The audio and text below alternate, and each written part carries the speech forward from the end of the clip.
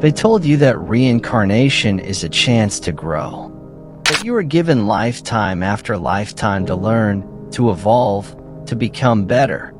But what if it was all a lie? What if reincarnation is not a gift, but a prison? Today, you will uncover a truth that religions and spiritual systems have hidden for centuries. A truth so terrifying, it could change the way you see existence itself. Stay with me. The Gnostic Vault is now open. Introduction. Reincarnation is a comforting idea. From Buddhism to Hinduism to the modern New Age, it is seen as a path of progress, a cosmic classroom where the soul perfects itself, lifetime after lifetime. But Gnosticism challenges this. Gnostics looked deeper. They saw that the cycle of rebirth is not a divine opportunity, but a cosmic soul trap. They believed that the same forces who built this flawed, broken material world, the Archons, also control the wheel of rebirth.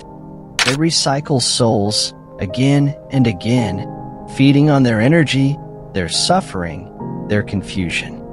Reincarnation, to the Gnostic mind, is not a lesson plan. It is a cage, the Gnostic cosmology. To understand why, you must look at Gnostic cosmology. Gnosticism teaches that the true God, the source, the pleroma, is beyond this universe. Pure, unknowable, and perfect. But a lesser being, a flawed creator, known as the demiurge, crafted this physical world.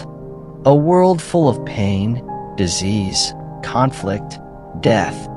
A world that looks more like a prison than a paradise. This demiurge, along with his Archons, wanted to keep souls trapped. Why? Because these souls carried a spark of the true divine within them. If these souls escaped the cycle, the Archons would lose their power.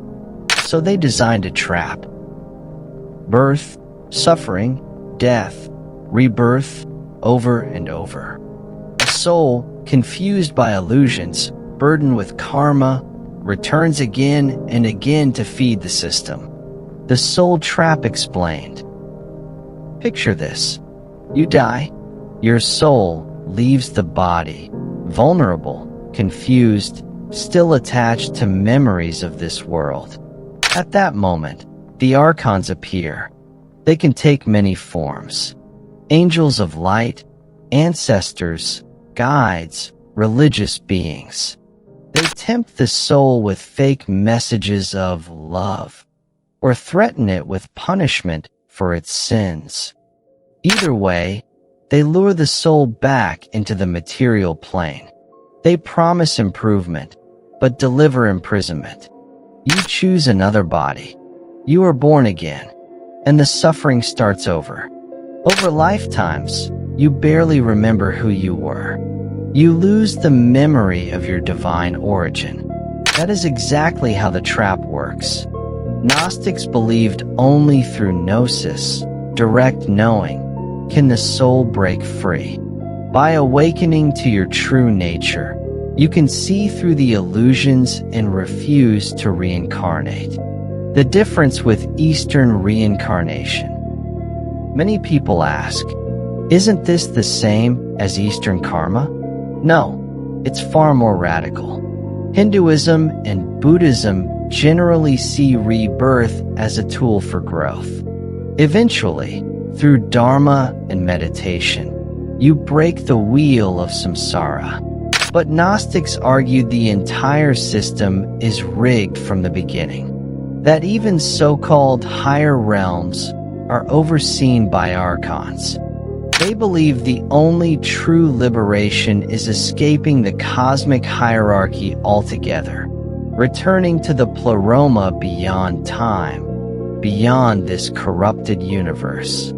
That is a huge difference. They didn't just want to graduate from this classroom. They wanted to escape the entire school. What happens after liberation? If you break free, where do you go? Gnostics said, you return to the source. Not a heaven with harps and angels, but a state of pure consciousness, unity, and wholeness beyond even form itself. This is your true home. You are not meant to suffer. You are not meant to be judged and recycled like a worn-out machine part. You are a spark of the infinite. And once you remember, truly remember, the Archons lose their power over you. Modern connections. In today's world, you can see echoes of this Gnostic warning. Near-death experiencers who see a tunnel of light, but feel something off. People who feel trapped in endless patterns of trauma.